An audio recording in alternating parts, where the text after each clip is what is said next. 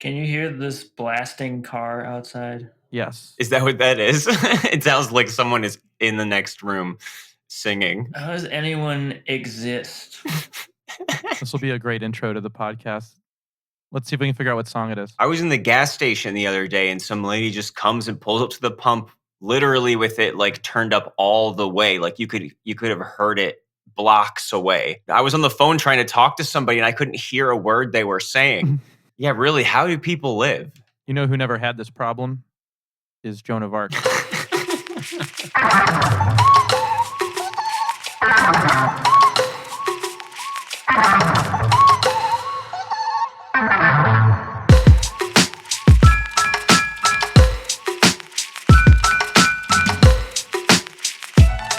Hello and welcome to Unwatchables. I'm Marc Dottavio. And I'm Seth Dreyer. And today we are going back to 1928 for what might be the most harrowing film of the silent era. Carl Theodor Dreyer's The Passion of Joan of Arc was like nothing at the time and arguably still isn't. It's intense, claustrophobic, and disorienting. We will talk about the film's wild history, what makes it so radical, and whether it might actually be too much for some viewers.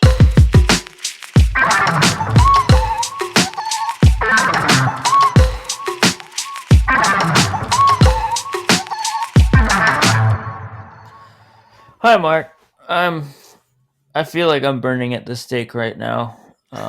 My apartment doesn't have air conditioning. No AC.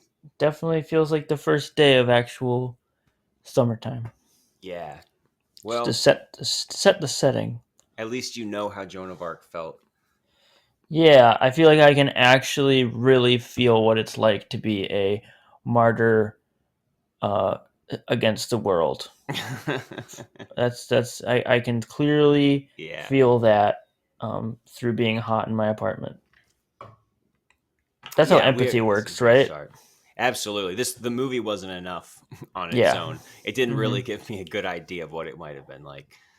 But this is only our second silent film that we've ever done. The first one was Birth of a Nation, which was what year was that? That was 1915, and this is 1928, and like amazing. They definitely do not feel like of the same era at all. They don't. This one though, yeah, like you said, doesn't feel like it belongs anywhere. I keep on wanting to say 38, 48. Surely it's not 28. But even that, like I don't know. It just doesn't follow like a filmic trend, really. It's just so much more akin to experimental movies or something. The way it's all framed and shot. Yeah, after we were done watching this, I think I said that like this would be a wild first silent film for someone to watch because on one hand, it might be a good thing to actually get you interested in it if you're somebody who is like reticent about going that far back in film history. But at the same time, if you think that this is what silent movies are like, or like any movies really, like this is you're gonna be in for a surprise because this is really like an actual one of a kind movie, I think. Mm-hmm. And why is it so? It's mainly because of it's pretty simple. It's not. I compare it to experimental movies, but it's not like it's kaleidoscopic and psychedelic or something. It is just the fact that so much of it is head-on, like headshots, like big extreme close-ups of faces and conversations. It's a trial. It is. It says at the very beginning that it's based on the actual meeting minutes and the transcription of the trial of Joan of Arc. Who knows how true that is or how much of it is maybe a bad game of telephone, but allegedly it's as close as you can get to what they actually said and did in the trial of Joan of Arc. It's condensed down from like, I think 18 months worth of the trial to kind of make it look like it's taking place over one day. Oh, there you go. But it is very matter of fact, like straight ahead. There's not a lot of embellishment, and who knows how accurate the actual transcript that they're working off of is probably what I would wonder. I don't know how accurate they were about transcripts, back in the whenever this takes place. and the whole thing, who's transcribing it is the biased party. That's like the whole thing about the movie, is that the individual is being overwhelmed by the powers that be. So who knows how they're spinning it all, which is an interesting level in itself here. Although she gets off some good lines talking back to them too. Yeah, they let them in. So that's interesting. Mm-hmm. But either way, yeah, that's the thing, is that this is not like in any way a history lesson. The focus is so narrow that it literally starts with her walking into the courtroom, and we never get any exposition or flashbacks. It's all in the present tense, and it just follows through her interrogation and to eventually her being burned at the stake. So it's so limited that way, and it reflects that visually. But first, I mean, I want to talk a little bit about Carl Theodor Dreyer, because he's the one who made this movie, and he's really interesting because he made this in 1928 and then only made like 4 or 5 films afterwards. And he's kind of like Jonathan Glazer, where he had just one movie come out every like decade, basically. So after this, he did Vampire in 1932, which is like a horror movie. And then Day of Wrath in 1943, Ordet in 1955, and Gertrude in 1964. And a lot of the ones, at least those early ones, follow this. Definitely in the dark Gothic sort of world, it feels like he's very much ruminating on like the sorrowful darkness of medieval times, or in Vampire is like a lot of horror imagery, Gothic imagery for sure. Yeah, and so many of the movies like deal with religious or spiritual matters and how that intersects with society. But those later movies, which I like a lot, especially Day of Wrath, I just rewatched, and it is a really great movie.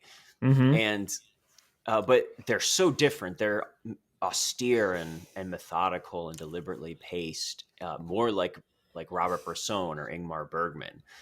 And this movie just comes right out the gate. It really has more in common with an avant-garde movie, like you were saying, like an Kenneth Anger. Like Kenneth Anger kept coming to mind, like Inauguration of the Pleasure Domes or things like that, where it is just about watching these people and their like what's on their face and the makeup. Like any Google image, you just type this into Google, the first image you'll see is like her face, and that is where we spend most of our time in the movie. And you would think it's some kind of production still or like touched up fancy after the fact thing, but it just looks so timeless, like black and white aside. There's something about her look and everything. Yeah, this is Renee Falconetti is the one who plays Joan of Arc in this, and there's so many interesting things about the history of this movie, but especially that this is essentially her only film. I guess there's some speculation that she might have been in a couple movies before this that I don't think are available, but this is the only thing that you can find now, and she definitely didn't do anything afterwards. She died kind of young. And she was like a stage actress who mostly did comedies and musicals, which is crazy to think about watching this, because I don't know, it feels like 60%, maybe 70% of the movie is locked on her face the whole time. Yep. And just like tears rolling down it, or what her mouth is doing, and like not even her speaking sometimes. Yeah. Her reacting to what's being said.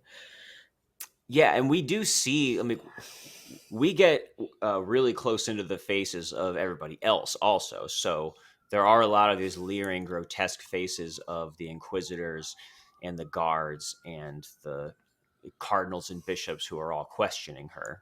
So she does share the time with that, but you'll never forget her face in this. Mm-hmm. And I kept thinking about Alexei Krivichenko, who is the boy in Come and See.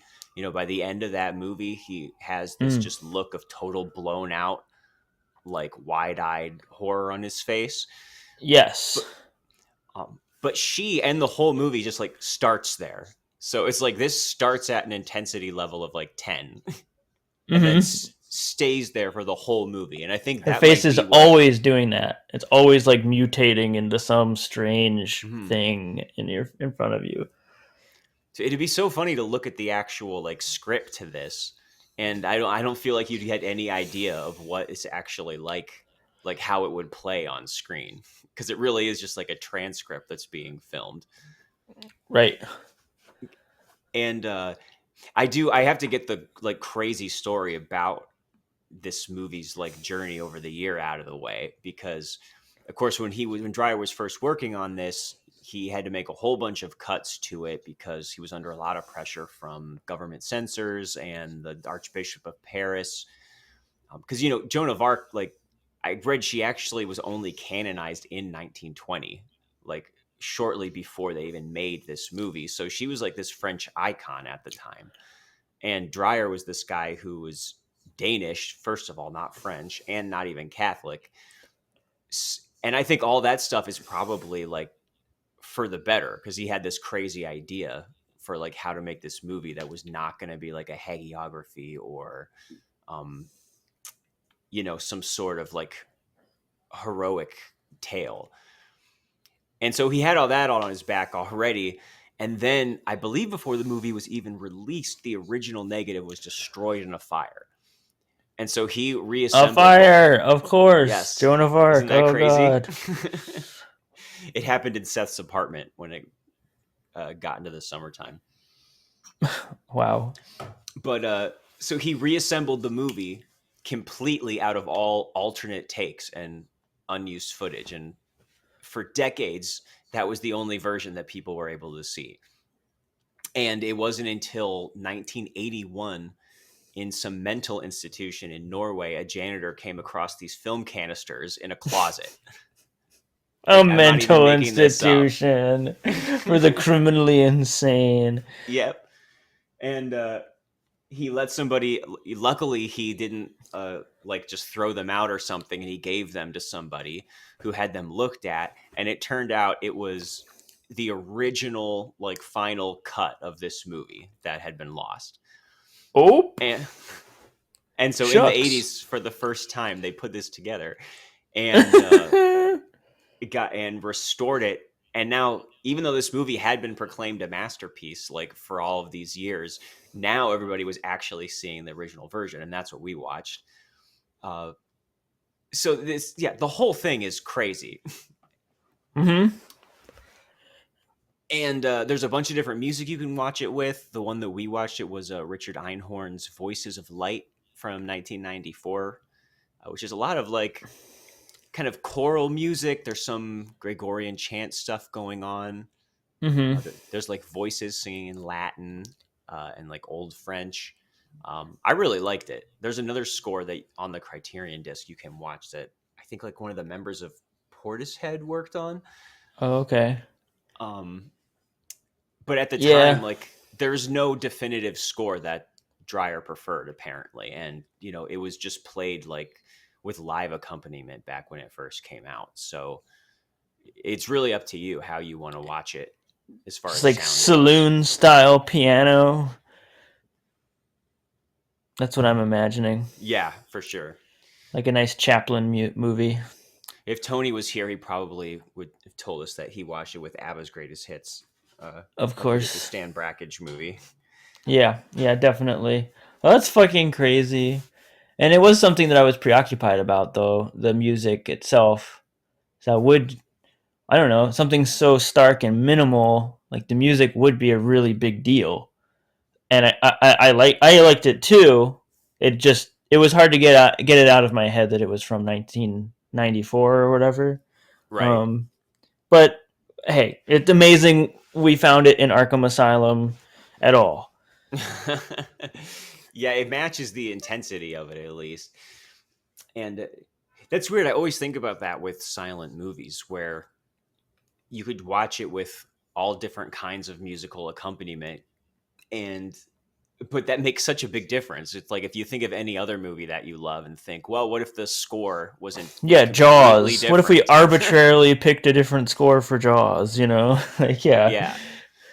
But like that's how movies were back then. Mm-hmm. That's just how it Yeah. was. You would probably never hear it with the same piece of music twice.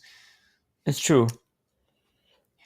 But Well, yeah, and I know one of the other like anecdotes about this is that like they constructed one of the most expensive European sets like ever built at the time, and it's in this one big like continuous like attached set. But you would pretty much have no idea from that from watching the movie, and like they were kind of annoyed with Dreyer for building this like giant elaborate set, and yet this movie has like almost no establishing shots in it. Like you really have no sense of right. exactly what space they're in. Like he didn't really use it in that way. He could have gotten Yeah. away with a way more stagey, minimal set. That's how it's filmed. Yeah, and like you were saying, like I think if people have a hard time with this movie, it could just be on a stylistic level where, for like 80 something minutes, we have all of these intense close-ups, and it's hard to tell where the characters are in relation to each other and how much time has passed. Mm-hmm. And it keeps this going and sustained for the entire movie. And it's such an overwhelming like experience. Yeah. I mean, it And almost does feel like they are disembodied voices, even though you're clearly seeing the faces. It does feel like these voices are just sort of in a void or out there in space, just having this battle, which is the movie at its heart is all about this one voice against many voices. And that's boiling it down beyond the historical and everything that was going on literally in that time period. It is just like the one voice versus the many, many voices telling you to do this or swaying you in this direction or that direction. And it's about Joan's voice trying to travel in a straight line, which she does, ultimately to her death, but like sticking to your guns at like to make it the most basic, put it in the most basic way. It's yeah, and amazing. visually, she's shot very differently from everybody else, even though everyone gets close-ups, and he didn't use have the actors use any makeup in this either, which you can really tell. Like you can really see the pores of their skin and all the creases on their faces.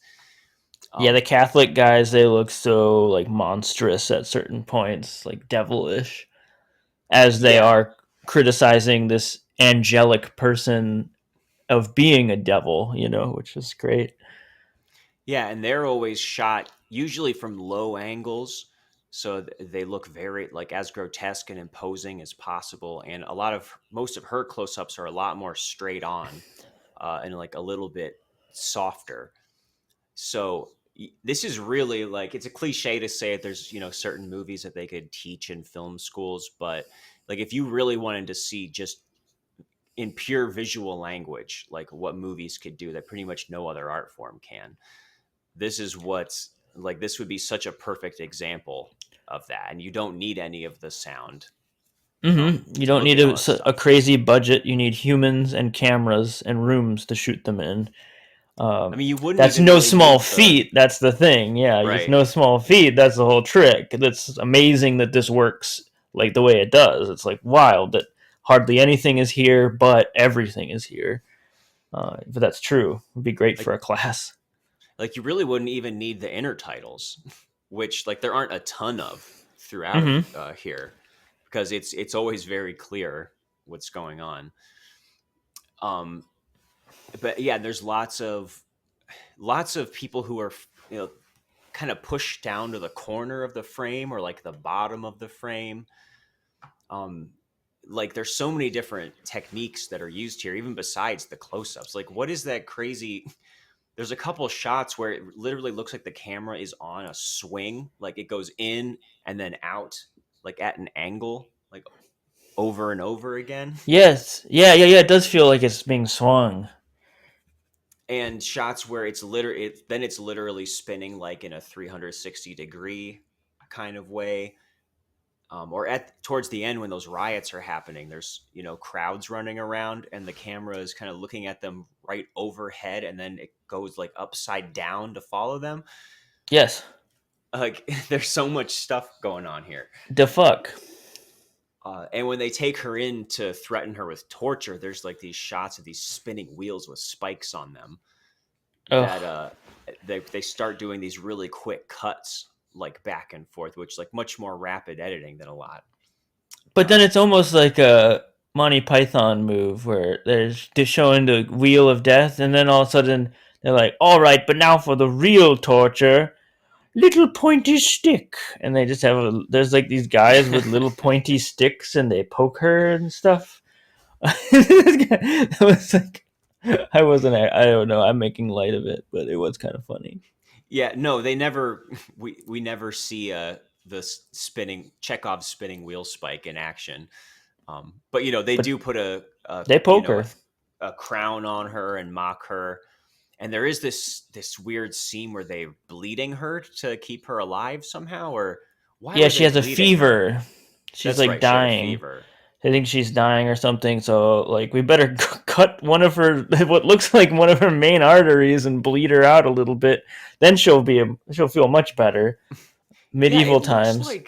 It looks like it's like a really realistic looking like knife going into the arm. But then we watch the blood spurting out. Yeah, crazy. So yeah, what could be worse? The fucking medieval doctors.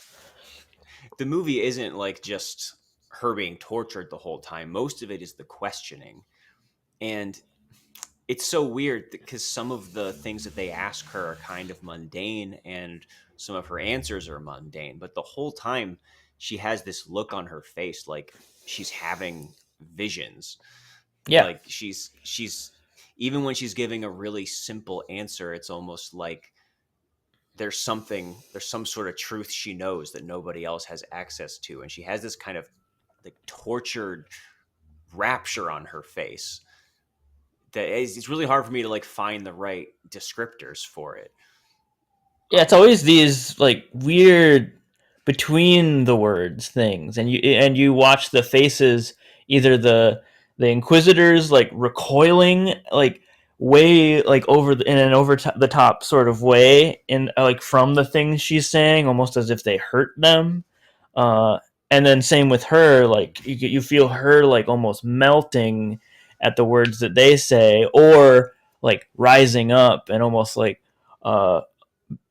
having light coming out of her. It feels like, even though that's not actually happening, but it feels like she's being filled with some kind of power when she starts like having these wild big eyes, and her mouth just slowly says these words. Yeah, like she is in a trance. Which that's the whole thing, is that Joan is here because she said that she is in tune, in touch with God in her own way, which obviously is upsetting the greater mass of the Inquisitors and the religion and business as usual and everything, because that's the whole thing. You're not allowed to have an individualized idea and relationship to God, and you're not allowed to tell the church how to do things, and that you know more about God than they do. And that's like definitely what's going on here.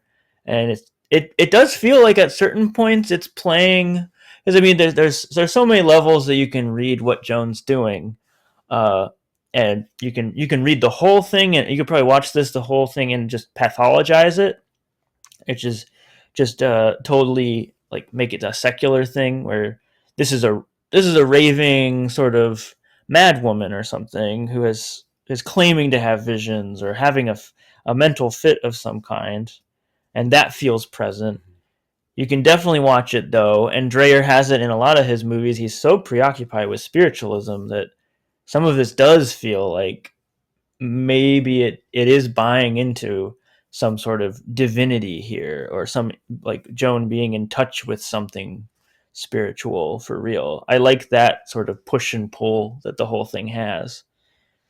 Yeah, I think that's really key here. And that, I mean, probably has to do with, besides that Dreyer's so preoccupied with these things, but also he's not French or Catholic, and is maybe bringing at the same time a more objective look at it. But also, I mean, the whole movie is like incredibly, like intensely subjective. Like it's completely about just getting inside her experience. And the fact that we never do see anything supernatural, there's no like visions or signs or any kind of comfort that are, assuring us that she's doing the No, right thing. And you're totally welcome to watch this movie and just see the whole thing as her being delusional. But like that doesn't and I think that's key, but it also doesn't matter in the sense that this whole thing is about capturing uh, her mental state, and it does that so powerfully that it's not about whether she's, I mean, I definitely telling the truth. I think you can at least say that she believes what she's saying. um absolutely. but I think it's key that you don't necessarily have to buy into it. You don't have to be religious.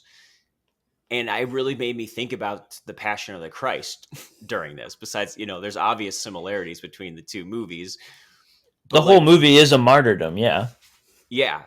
But so like, but why is this so different from the Passion of the Christ? Which, like, I think on the surface they have a lot of things in common. But we covered Passion of the Christ before on this, and it's not a movie that I'm crazy about. Um, and I criticized it for like just being all about Jesus's suffering and nothing about what he stood for or his teachings. And so, I mean, I have thoughts about this, but why do you think that this doesn't fall into that same trap? well, Assuming you agree with me. I do agree with you for sure. I mean, I think with the pitfall of the Passion of the Christ is that, I mean, Pitfall, or what also like makes it such a garish, weird oddity, is that it definitely is specific and believes in Jesus as not an example or a metaphor, but Jesus as like, this is like fucking real and it happened, and Jesus is like the most important like person who ever lived and did rise again from the dead and everything. And it's so specific for the religious purposes.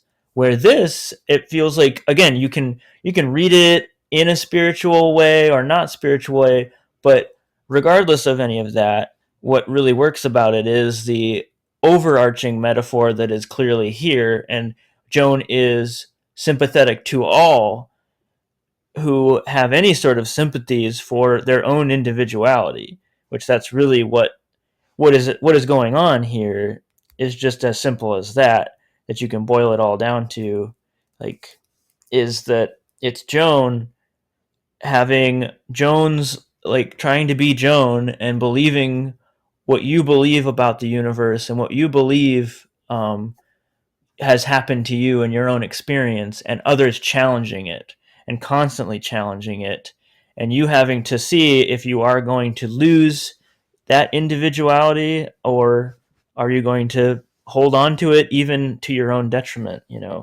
um, that's something we all deal with, and that's why this is so like effective. Yeah, I totally agree, because the Passion, like you said, it just takes his divinity for granted. That, Yes. we do early and often see, affirmations that he actually is, doing God's work. And, um, this obviously it's Jesus. There's never any question about what's going on there.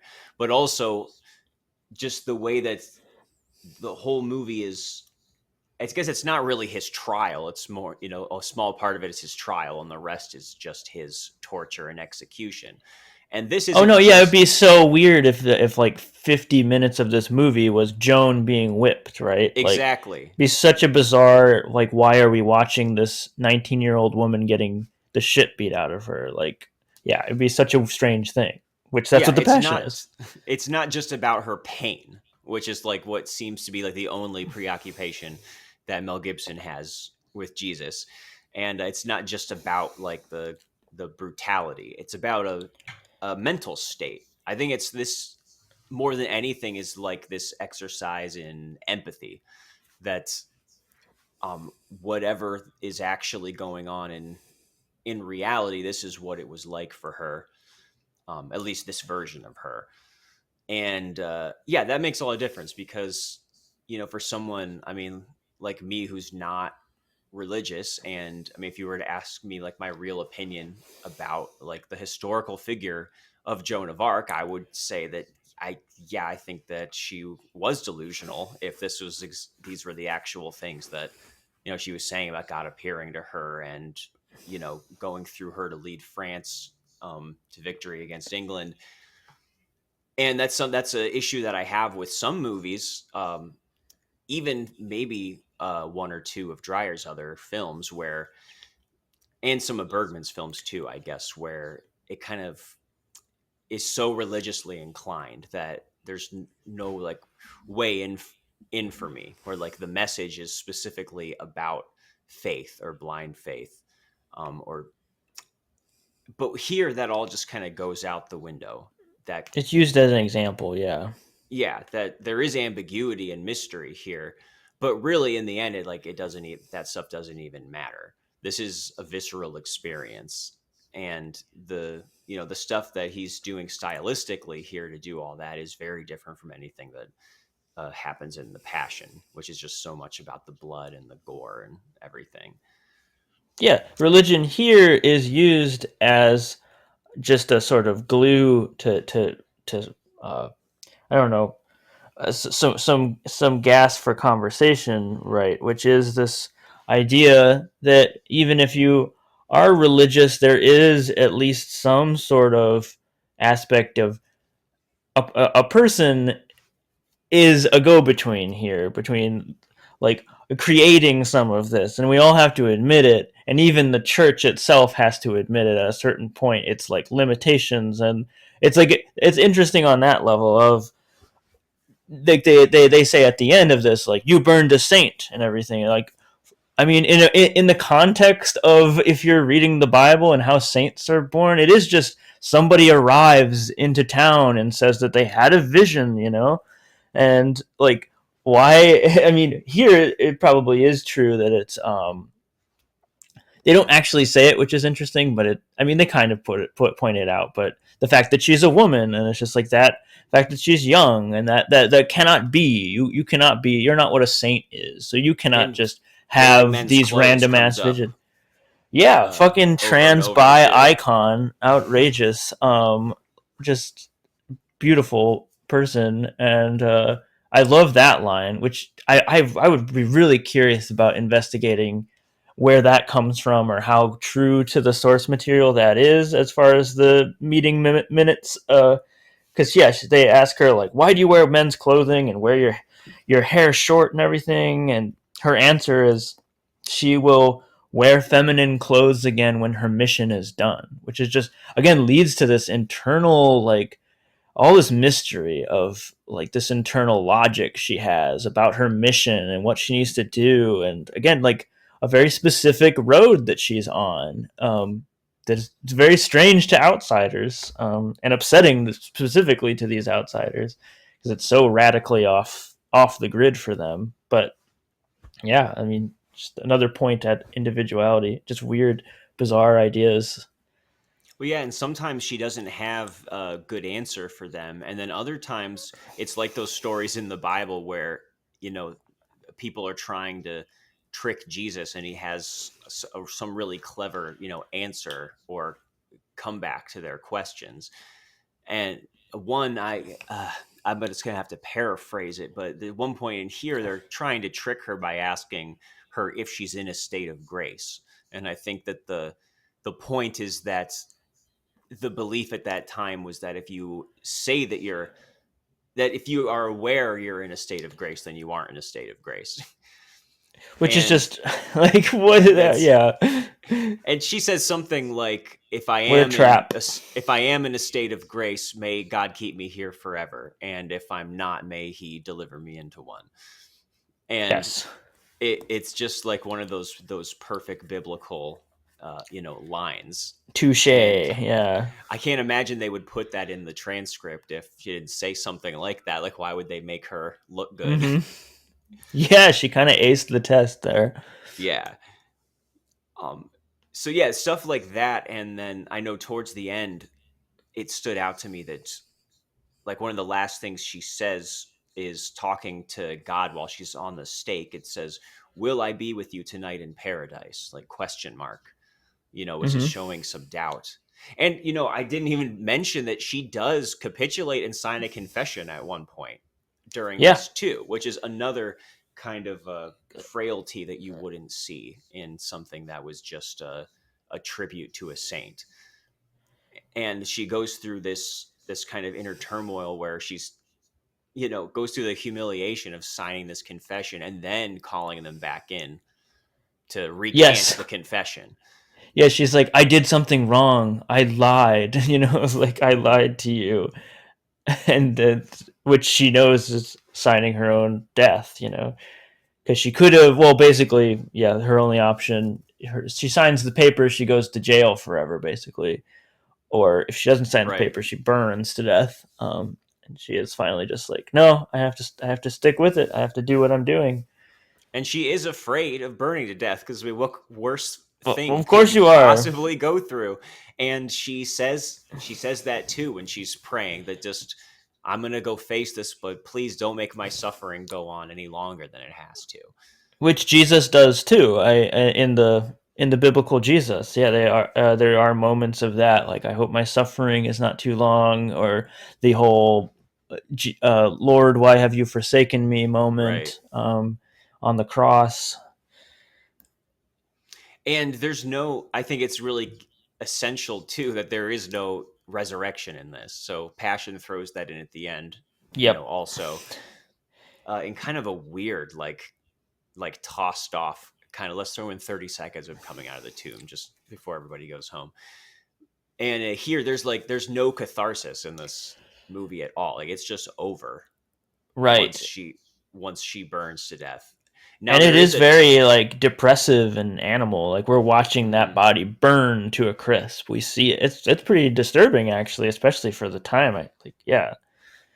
Now the crowd does go into a little bit of a riot at the end, which again, it's really filmed more like chaos than it is that, she's causing an uprising. And I don't know if that's something that actually has basis in fact or not. Yeah. It's very cathartic. It is for them, I guess. Yeah. Although a lot of it is just guards beating them down. It doesn't go well. That's the thing. It's not like they suddenly are like, you know what, she's right, and let's take over the kingdom, and everything works out in the end. No, they have like the little people try and rise up, and because the little person tried to rise up, and all the little people basically got beat down in the end, if you think about it in that way.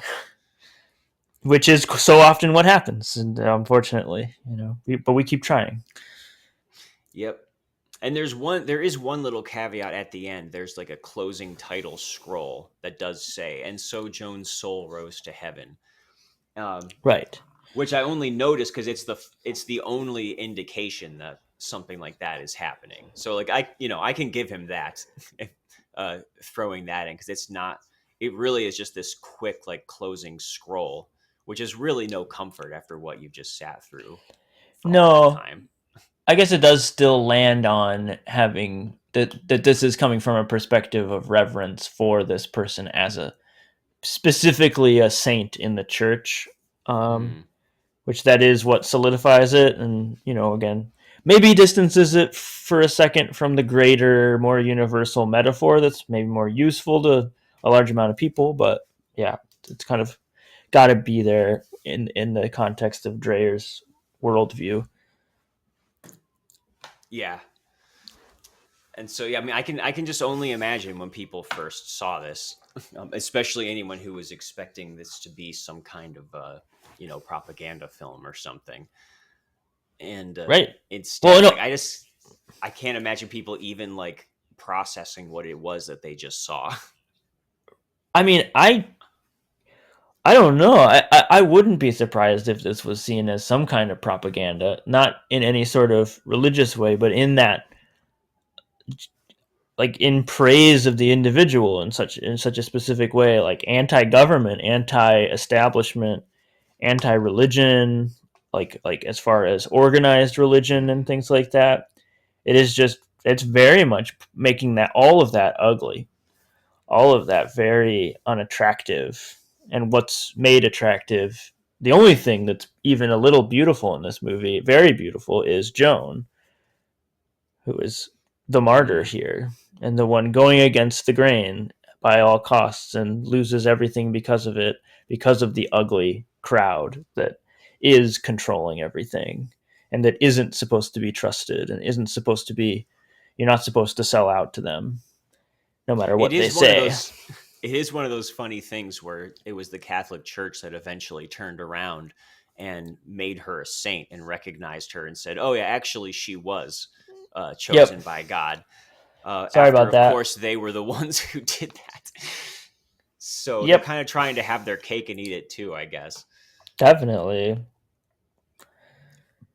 But yeah, I don't know. It's interesting, this movie. It's like I looked up the Sight and Sound, lists who do the 100 best movies every 10 years. And this has been in the top 10, like at least 4 or 5 different times. So I think it definitely has come to be like recognized as a masterpiece. But I don't know if people, watch enough silent films in general. Like how many people have seen this movie outside of being cinephiles, and I would really encourage anybody who has any kind of curiosity about that to seek it out. Yeah, I think it's extremely watchable. But I could see it being daunting, and like maybe the last thing a everyday film goer would just throw on. I mean, it is heavy, it's intense and like depressive almost at a certain point, but I don't know. I would challenge some fucking anti-establishment punk rockers to throw this on, and they'd probably get a lot out of what's going on here. Anyone who's mad at the greater group that's pushing down the little people, yeah, it's just very instantaneous, that feeling that I think a viewer gets from this. Yeah, and it's short. It's definitely not too long, and yeah, it feels so modern, but also just kind of out of time. There's a few movies we've talked about like that make me think that, like Freaks, which is very different in like almost every way from this movie, but it's also something that seems totally like outside of the time period that it came out during, and that's what makes it so like fascinating and powerful today.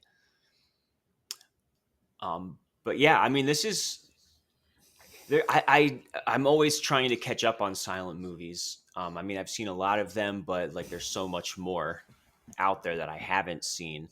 And I mean, this is close to my favorite. Maybe give or take like a couple Buster Keaton movies, probably. Ooh, yeah. I would definitely put this like on the list of like the starter kit that everybody needs to see. Marky happy. See, we're both in such agreement on this one, but most of the time when we're talking about solo episodes, we get really excited about ones where we can get in a big old argument and call each other big stupid idiots that have bad ideas about movies and stuff.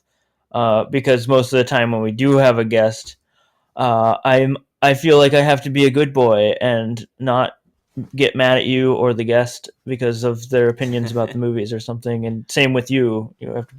I know I've caught you many times being like, I will be nice, and then I will go to the bar and scream and make a letterbox about how this is a really bad movie. Yeah, but here we are just agreeing at each other. We should have picked one we wouldn't agree about. Yeah, that's true. Oh, well, fuck you anyway, Mark. Fuck you. There's probably some piece of garbage out there that you love we could talk about next time. But that is funny. Like people I agree. There probably is. I can see people coming away from our discussions about like Queen and Slim without realizing that we both kind of hated that movie. Or truth comes out. We could talk about Dear Zachary right now. Mark fucking hated that movie. Talking about that. Yeah, we sure could. And I guess that is different than where did we talk? Just the two of us. before, but well, like no, when we had a guest on when we were talking about the painted bird, like we were all in pretty like agreement about how much we hated that. So that was Yeah, no, the guest like, liked full that on. one. I think yeah. Oh, let's not besmirch anyone here. I think that we were all pretty negative about it, but maybe Oh, it's all right. They're have to not look here. We back can back. finally dismerch and besmirch and bitch merch all we want. We'll And the find out painted if he's still bird listening. is trash. Painted It bird is, was yeah. trash. At least But you're right. That's the thing. When we have if we invite a guest on, honest, a lot of times they're talking about a movie they love, or even something they have criticisms about, like Queen and Slim. But it's kind of a conversation ender to just, go to come right out about how much you hated it. And so we try to promote the conversation around here. But yeah, this movie sucks. And yeah, there's not enough. I can't hear what they're saying. Big problem. Oh damn! I forgot to. Yeah, that's right. I forgot to put on the sound. Yeah, During big this bummer. one. Big bummer about that. That was too bad. Amazing Bicon though. Killer hair, killer look. All the lesbians just want to right now, but Joan was already doing it back in the fucking dark ages. Yeah. It's always funny to me too when there's movies like this with intertitles and they decide that they need to keep them in French and subtitle them. When like, Oh yeah. would we really be missing anything if we just swapped out the titles? Yeah, that's true. Like put That them is in English. That's a silly academic film person thing. Get that out of here. Yeah. Well, there's some places that insist on showing them untranslated. Which again, it's not like they're even in the same shot as anything visual. So Yeah. I don't know. But I got a chance to see this at our local art theater. So shout out to the Akron Nightlight. Years ago I didn't know screened saw it this. there. Yeah. And yeah, it was great. They had a whole introduction to it. And this is obviously one of those movies that makes a difference if you're going to see it on a big screen and with the sound cranked up to, really suck you into it. Truly. So, yeah, you think this is one of the best movies we've talked about? Is this a 5-star film for you, Sloth Troyer? I think it's a 5-star film. I could see it maybe. Yeah, why not? Yeah, I think it's a 5-star film. I feel like Joan of Arc 2 is going to be better. Electric I'm really Boogaloo? curious about what is going to happen next. How she's going to get out of this whole problem. It's like I'm just wondering what's going to happen. Well, they announced Passion of the Christ 2, like no joke. They fucking did. It's not even So- a little funny meme thing. It's real because that man is out of his mind. Well, at least there's a little more to that story. I think this one pretty much ends. That's true. I guess that's true. There's more to the book. Yeah. But it's wild to think if this actor had, done anything else after that. But it kind of makes it this perfect little intimate time capsule that we're always just going to associate her face with this and nothing else. Yeah, which that wild. she doesn't really exist elsewhere. Like almost she exists for this movie as far as history is concerned. It's like she was Joan of Arc, a ghost, ghost of Joan of Arc or something. Haunting. I also heard that the band Joan of Arc made a soundtrack for this. You ever listen to Joan of Arc? Oh no. It was like an offshoot of Captain Jazz. You ever listen to Captain Jazz? Yeah. Yeah. It's like the Okay. band I after had no Captain idea. Jazz with the singer from Captain Jazz. You know, the guy, that kind of stuff. Don't you Yeah. want some of that stuff over this movie? I could see that working. I could see it working for sure. And I it haven't, keeps that I don't intensity know. level up. Yeah, friend of the podcast, Margot, told me about that last night, actually. Mhm. There's also on the Criterion set, one of the scores you can watch it with is over the movie at a different frame rate. I think that I wish I had the numbers right in front of me. I think that maybe it's a lot of silent films were in this faster frame rate. So if you've seen any, you'd see that it's 24 frames per second. And these silent movies, they kind of look like everyone's moving a little like unnaturally fast, which I'm sure has some sort of technical explanation about either how it was filmed or how they They were sh- cranking the film they should have done reel. that with Satan Tango. Yeah. Oh my God, that would make that. Well, it does make a big difference in the runtime because it goes from 82 minutes to 110 minutes in this version where they slowed the frame rate down just so that it looks like normal motion. And I did watch a little bit of that at the 20 frames per second because it's just weird. You're so used to seeing, not just in movies, but all kinds of old, newsreel footage and stuff, that everybody is kind of walking around like this a little bit fast. And that, along with, the black and white and the different clothing and hairstyles of everybody, Mm-hmm. kind of makes things in the past just look old timey. And Yeah. it's almost like Peter Jackson like colorizing and adding sound to the World War I footage, where all of a sudden it looks a little bit more like, wow, that's how it actually might have looked like if I was actually standing there, like Mm-hmm. looking around and living there. And that's kind of what the effect is with this, where it looks a little bit more like a modern movie you would recognize, and a little less like hyper real. I don't know. I'm gonna stick with the way that we saw it. Yeah, the closer I can get to the real future. deal. Yeah.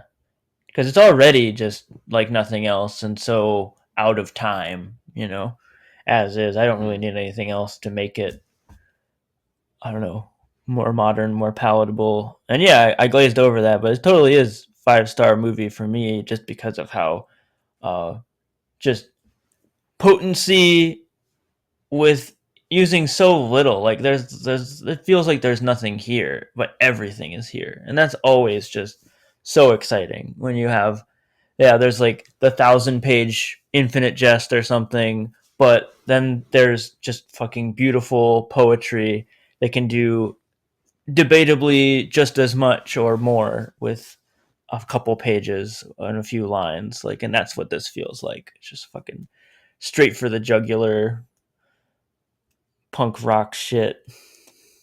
Yeah, it's got that lightning in a bottle feeling to it. Like, I think I might have used that phrase when we talked about Freaks, where it's just kind of like transcending its time to be something that's even its own director was never followed it up with something that felt or looked like it.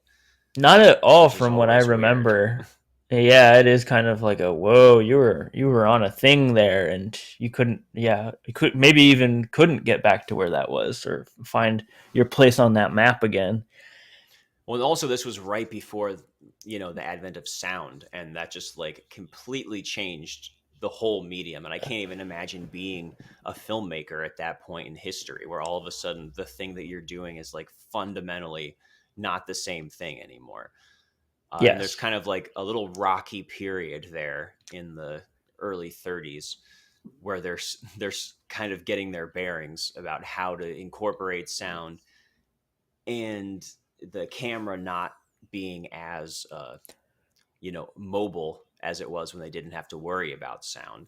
And I sometimes I really feel like just the movies in general, like right before sound, around this exact time period, it like hit this fever pitch of purely visual artistry that has kind of to an extent gotten lost, because even though obviously there's plenty of wild looking movies in history after that and today, but there's some sort of a less expectation for realism from this time period that, I don't know, people would more accept them as this kind of movie world they're taking place in. And this movie kind of bridges the gap between there because it is like hyper realistic in a way, but it's also heightened in a really crazy manner. Oh, absolutely. So yeah, top 5 of movies we've talked about for me. Very far away from getting unwatched. Bottom of the barrel as far as choosing to unwatch it. Nice palate cleanser after Dear Zachary. If you ask me. I mean, I think we can both agree on that. Maybe just in different ways, but we absolutely can agree on that. All right. Well, we don't have a guest now, so Seth, anything you want to plug? Want to direct our listeners to? Oh, how about that? I made a joke about Joan of Arc 2. I did not direct Joan of Arc 2, but I did. I do make movies, and I did just release, it's not a joke, I made Vertigo 2, a sequel to Alfred Hitchcock's Vertigo. We were all wondering, it was left on a literal cliffhanger. And I picked things up with Jimmy Stewart after all this time. Finally, the answers are here. It's on YouTube. Again, it sounds like a joke. It's not. I had a very good time filming this crazy little movie on mini DV tapes. They were kind of like falling apart, and it's all like I don't know. It's experimental. I'm a George Kuchar kind of fan or something. Guy Madden adjacent attempt, but backyard with a camcorder. I don't know. That's my elevator pitch. I was at the world premiere, and yes, it is wild and it is very funny, and he actually did a pretty good job of describing it there. Marc giggled. So I heard him giggle. He can't escape that. Yeah, you gotta find a way of getting it on Letterboxd so you can really rib me. Yeah. How can people find this?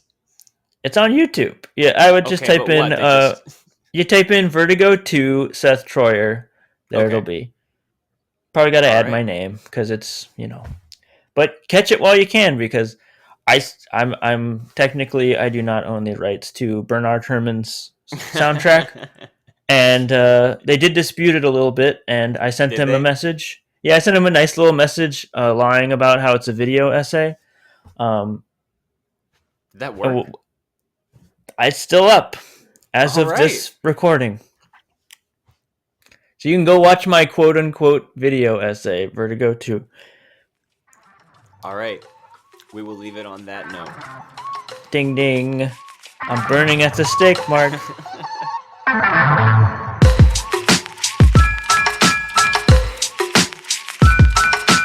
Unwatchables is produced by Tony Scarpitti, hosted by me, Marc Dottavio, and Seth Troyer, with artwork by Micah Kraus. You can find Seth and I on Letterboxd under Marc Dottavio and Sloth Troyer.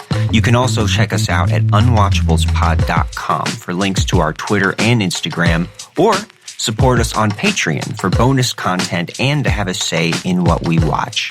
Thanks for listening.